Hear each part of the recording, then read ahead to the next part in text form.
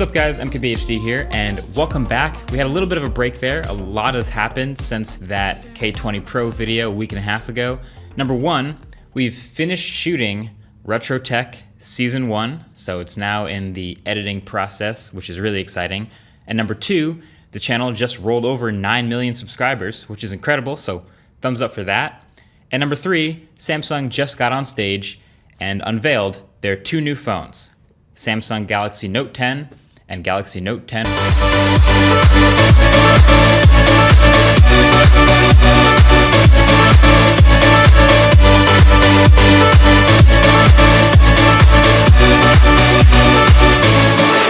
Plus. Okay, so this video is dropping at the same time as Samsung's event, but if you don't want to watch all of that, this video is for you.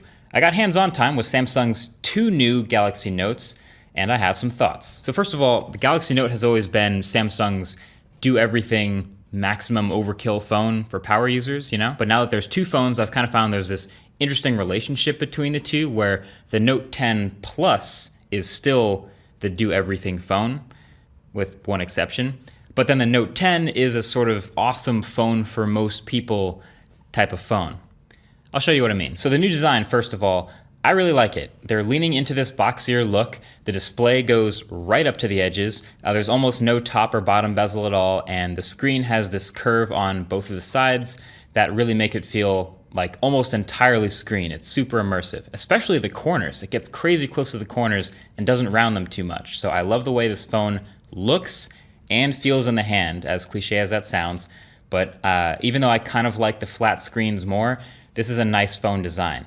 It's a 6.3-inch 1080p AMOLED display on the Note 10 and a 6.8-inch 1440p AMOLED on the Note 10 Plus. And so now there's a couple of things to note that actually happened with the Note here. The selfie camera is now in the Infinity O cutout, meaning it's the hole punch in the middle of the top of the phone. Mixed feelings on this, but I don't hate it. It's a smaller area than it was in the corner of the S10. And there's usually no information in the middle of the top anyway, so I guess it's fine. And it's also kind of funny, they didn't even really try to hide the cutout at all. You see a lot of phones with the hole punches try to like hide the cutout with a nice gradient wallpaper so you don't really notice it, but not with the Note. This is the default Samsung wallpaper. Bright as hell, just embracing it, I guess. But there's also a new set of colors, one of which is this crazy psychedelic rainbow sheen that they call Aura Glow. It's kind of wild how many different colors you see in it, but also still a fingerprint magnet and will probably still be worth skinning or casing, but this color is crazy cool.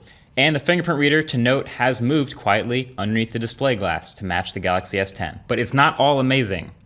There are some things that they've changed that aren't so great. There is no headphone jack on the Samsung Galaxy Note. The first Samsung flagship, really, with no jack. They say it's an issue with space for a bigger battery. I say, like, if you can fit an entire pen in the side of the phone, you could have fit a headphone jack. This is no longer a space issue in the phone, guys. This is a constant choice that they're making. If you haven't already noticed, it's the beginning of the end. The headphone jack is, it's leaving and it's not coming back. Samsung will include headphones, but USB Type-C earbuds in the box, and no dongle included. So if you still really want to use that jack, then you're on your own. And they also messed with the button layout. So the power button on the Note 10 is now also the Bixby button. Did you not think I was gonna bring that up, Samsung? So on the left-hand side, it's just the button and the volume rockers. So the whole other right side of the phone is just clean, it's blank, no buttons at all. And so that power button, if you just tap it, it does the normal wake and sleep stuff. But if you hold it for any longer, Bixby. No matter how long you hold it, this button does not turn off the phone. It will just open Bixby. To turn off the phone, you'll have to go to this new button in the notification drop-down right next to the settings button, and that'll let you decide to turn off your Note 10. I didn't get to spend enough time to see if this was remappable in the settings or if you could disable it. I'm hoping yes, but that's something I'll have to figure out when I actually get the phone for the full review, so definitely stay tuned for that. But other than that though, honestly, Note 10 and Note 10 Plus are built awesome. They're premium, they're metal and glass, it's what you'd expect. And then also, there's a camera upgrade. So you've probably noticed already by now, the triple cameras on the back. There's a 12 megapixel main camera, a 2x telephoto camera, and an ultra wide as well, which is sick. And when showing me this phone, Samsung was making a big deal out of how these new cameras are great as a pro photo and video tool. So I did notice you can record video with the ultra wide camera again, so you can get that crazy GoPro look with this water resistant phone. But they also added features like live focus during video recording, an improved super steady shot for video, so the stabilization is awesome, and this crazy zoom in mic feature, which basically is the more you zoom in the video, the more the microphone array focuses on the area in the frame, like a sort of a Spy Kids gadget from 2001. I definitely got to try this out in a controlled environment. Also, shout out to Mr. Mobile's cameraman for going the extra mile. Can't wait to see that shot in his video. But then, of course, it's not a Galaxy Note without the S Pen, and they've refreshed the S Pen again this year with a couple extra new features. Screen off memo has been one of my favorite Note features for a while now, but something they added in the Notes is they convert your handwriting to text in the background and then indexes that text. So now if you take a note with the stylus and then want to find it later, you can go up into the search in the Notes app and type the word you wrote, and it'll actually show up. That is a super cool, I think, very useful feature. There's also now some new air actions for controlling the camera, like holding the button and swiping between modes, or flipping from the selfie camera to the back camera, or allegedly even twirling clockwise or counterclockwise to zoom, but I must have been doing this wrong. I honestly couldn't get it to work for the life of me. You probably need an S Pen twirling tutorial that I'm just not ready for.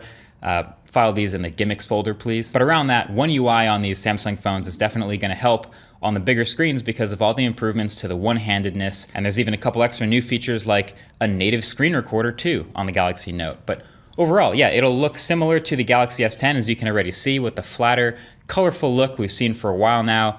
That's just One UI. Oh, and of course, how could I forget the specs? It is a flagship after all.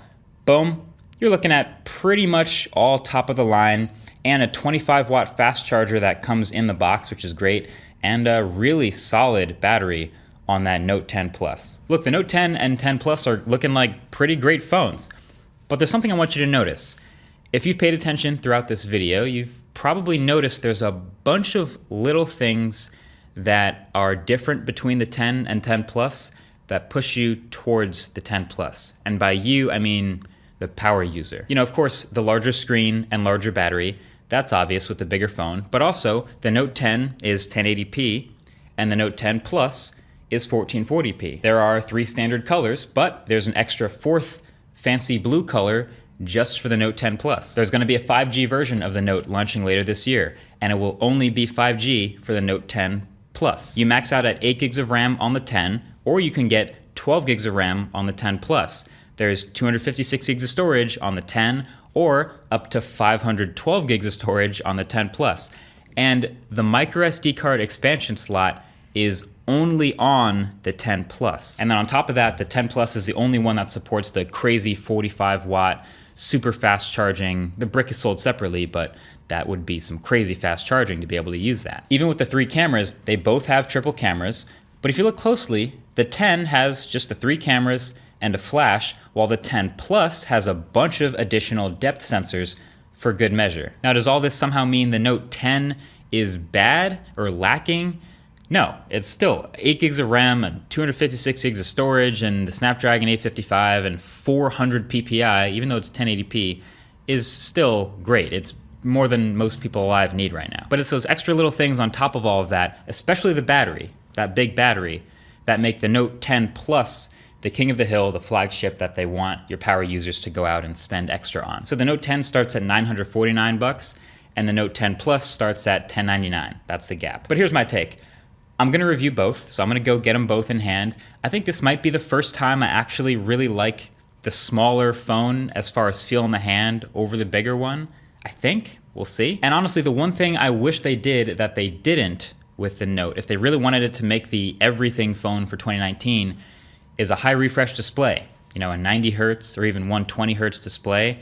That's not happening. Still a 60 hertz OLED, and it's still, of course, one of the best screens in any phone, but it's gonna be hard to say that this phone does everything when you're starting to get phones, even though it's pretty new, like the OnePlus 7 Pro and the ROG phone doing crazy numbers. But anyway, that's been it. I've been talking for too long. It's a long video, but that's everything you need to know about Note 10 and Note 10 Plus. Feel free to share this with anyone who might be considering getting one. And that's been it for my first impressions. Thank you for watching. Catch you guys in the next one. Peace.